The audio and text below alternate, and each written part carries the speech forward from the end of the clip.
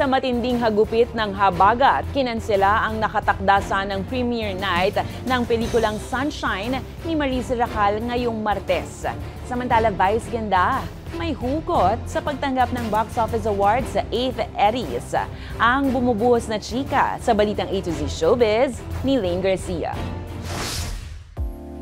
Hindi nakaligtas sa epekto ng masamang panahon ang pagningning sana ng isa sa pinag-uusapang pelikula ngayong taon. Tuluyan na kasing kinansela ang nakatakda sanang premiere night ng much-awaited film na Sunshine na pinagbibidahan ni Maris Racal dahil sa masamang panahon. Gaganapin sana ang naturang premiere night ngayong Martes, July 22 sa isang mall sa Taguig City. Ibinahagi ito mismo ni Maris sa kanyang social media. Sinabi ni Maris na mag-ingat muna ang lahat at sana'y lumabas na si Mr. Sunshine sa mga susunod na araw.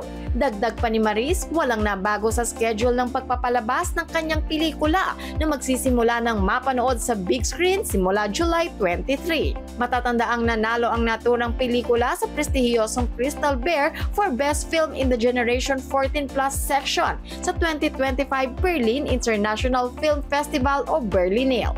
Habang nagkaroon rin ito ng world premiere sa Toronto International Film Festival.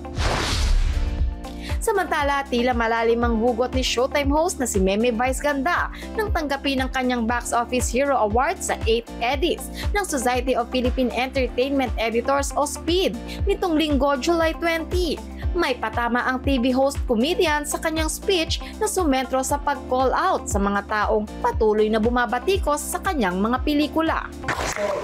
Maraming nagtataas ng kilay, maraming nagtutu-question, bakit daw laging maraming nanonood ng pelikula ko? Para sa mga ilang kritiko at para sa ilang mga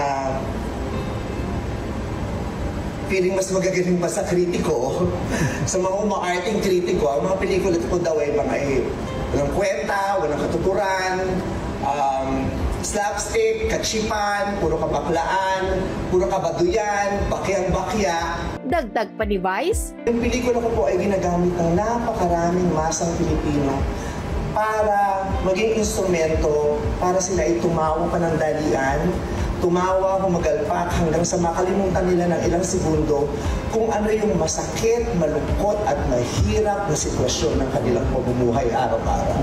Naniniwala rin ng Showtime host na malalim ang kanyang koneksyon sa madlang people, dahilan para tangkilikin ang kanyang mga pelikula. Hanggang pasasalamat ang gusto kong ibigay sa masang Pilipino dahil yung masang Pilipino talaga ang labis-labis ang pagmamahal sa akin. Para sa balitang A to Z Showbiz, Lane Garcia.